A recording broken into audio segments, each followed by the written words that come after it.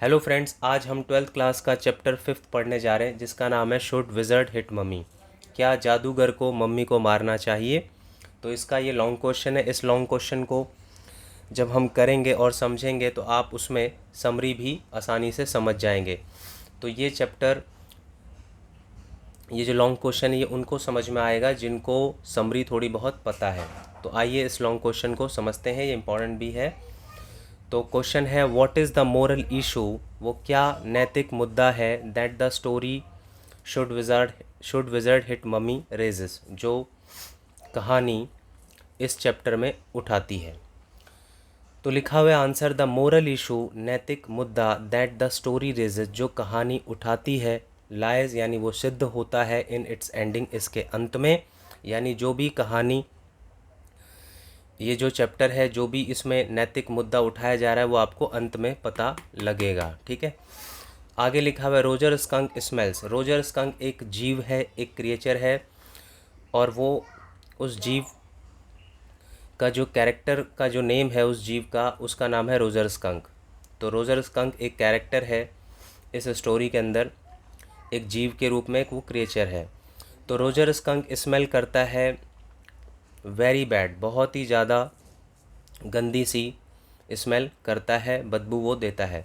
Other little animal, जो दूसरे छोटे जानवर होते हैं, जीव होते हैं, डोंट लाइक हिज कंपनी, वो पसंद नहीं करते उसकी कंपनी को, उसके साथ को। जाहिर सी बात है, जिसके शरीर से बदबू आएगी तो कोई भी उसके साथ खेलना या उसके साथ को पसंद नहीं करेगा। तो वो वही बात थी कि अदर लिटिल एनिमल, जो छोटे जो दूसरे जानवर थे, वो डोंट लाइक, वो पसंद नहीं करते हिज कंपनी, उसके साथ को।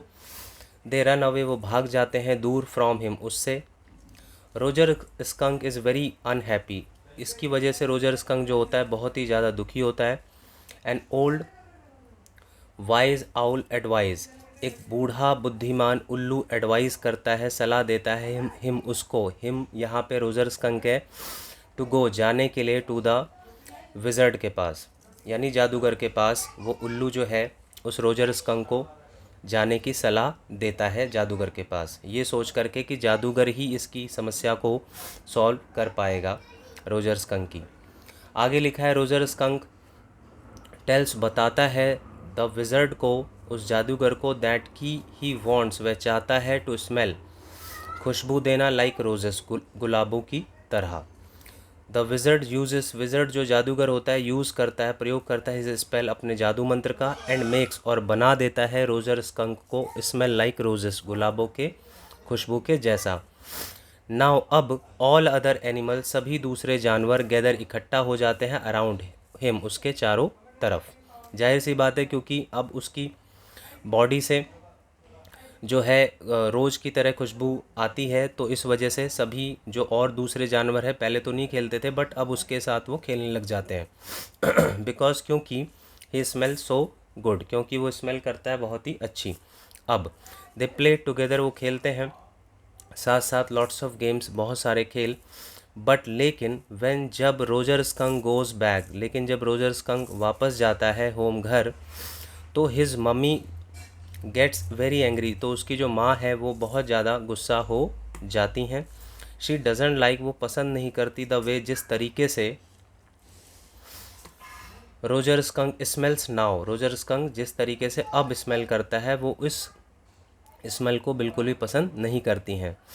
Roger skunk says that, Roger skunk कहता है कि इट वॉज द विज़र्ड, ये जादूगर था, हु हैड मेड, जिसने बना दिया था, हिम उसको, स्मेल लाइक दैट, उस तरह की के जैसा। तो इस पर मम्मी जो है एट वंस, मतलब तुरंत, टेक्स, ले जाती हैं रोजर स्कंक को, विद हर, अपने साथ, and goes to the wizard, और जाती हैं विज़र्ड के पास, यानी जादूगर के पास।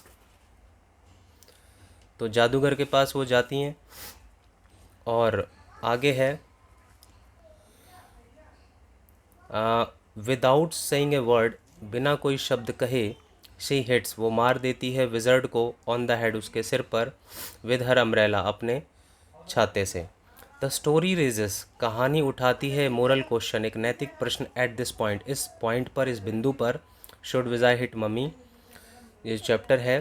जो फील्स, जो लड़की है जो कहानी सुन रही है ये अपने पिता से, जो लड़की है जो अपने पिता से कहानी सुन रही है, वो फील करती है, वो महसूस करती है दैट कि ही मस्ट हिट, कि उसको ही, यहाँ पे जादूगर से मतलब है, विज़र्ड से मतलब है कि ही मस्ट हिट, उसको अवश्य हिट करना चाहिए, मारना चाहिए टू द मम्मी को। जैक सेज दैट, जैक जो पिता है, जो कहानी सुना रहा है जो को, जैक पिता है जो का, जैक सेज दैट, जैक कहता है कि इट वुड बी रॉन्ग, यह गलत होगा, बिकॉज क्योंकि ए मम्मी इज़ ऑलवेज राइट, क्योंकि जो माँ होती है वो हमेशा सही ही होती है, and she should be loved, और उसको हमेशा प्यार किया जाना चाहिए, एंड रिस्पेक्ट, और उसको रिस्पेक्ट की जानी चाहिए, उसको आदर सम्मान ही दिया जाना चाहिए। तो कहीं ना कहीं जो जैक ने जो को कहानी सुनाई है, तो इसमें ये बात है कि दो व्यूज़ हैं, एक पेरेंट्स का अपने विचार हैं और एक बच्चे के अपने विचार हैं। बच्चा कहीं ना कहीं सोच रहा है कि रोजर स्कंक को प्रॉब्लम थी, उसके शरीर से बदबू आती थी, तो किसी ने उसको इनवाइट नहीं किया था, जादूगर ने इनवाइट नहीं किया था कि तू मेरे पास आ और मैं तेरी जो है स्मेल को रोज़ की तरह कर दूंगा। वो खुद आया था जादूगर के पास। तो कहीं ना कहीं इसमें जादूगर की बिल्कुल भी गलती नहीं थी। इसीलिए जो का, यानी लड़की का ये मानना था जो कहानी सुन रही है, कि जादूगर को उस माँ को वापस मारना चाहिए था। जब माँ ने उसको मारा था छाते से, अम्ब्रेला से, तो जादूगर को भी उस माँ को वापस मारना चाहिए था। लेकिन पिता का ऐसा मानना नहीं था। पिता कहता है कि माँ जो है हमेशा ठीक होती है, और बड़े जो हैं अपने बच्चों के लिए सब कुछ जो भी करते हैं सही करते हैं, सोच समझ के करते हैं। तो कहीं ना कहीं इसमें बड़ों का भी अपना पर्सपेक्टिव है और बच्चे का भी अपना पर्सपेक्टिव है। और मैं आपको एक एग्जांपल से और समझाऊं, जैसे कि मान लो कि कोई गाय है और वो किसी आदमी को सींग से मार रही है, या मार रही है उसको, उस पर अटैक कर रही है।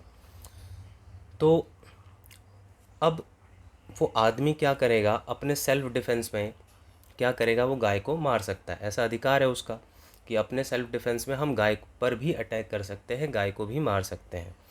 तो मान लो अगर पुलिस आती है और पूछती है सबसे कि भाई गाय को किसने मारा, तो बच्चा जो देखेगा वो तो बिल्कुल हमेशा सच ही बोलता है, और वो ये कहेगा पुलिस वाले से कि भाई इस व्यक्ति ने इस गाय को मारा।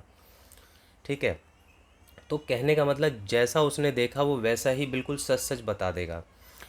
तो इस आधार पर पुलिस उसको पकड़ लेगी। लेकिन अगर वहाँ पे कुछ और बड़े लोग, समझदार लोग रहेंगे, तो वो ये कह सकते हैं कि भाई ऐसा नहीं है, बच्चा बात तो ठीक कह रहा है कि मारा तो इसी ने गाय को, लेकिन हुआ ये था कि गाय ने इस पर पहले अटैक किया था, और अगर ये सेल्फ डिफेंस में उसको नहीं मारता तो ये आज जीवित नहीं रहता। तो कहीं ना कहीं बड़े लोगों का विचार जो होता है वो समझदारी भरा होता है।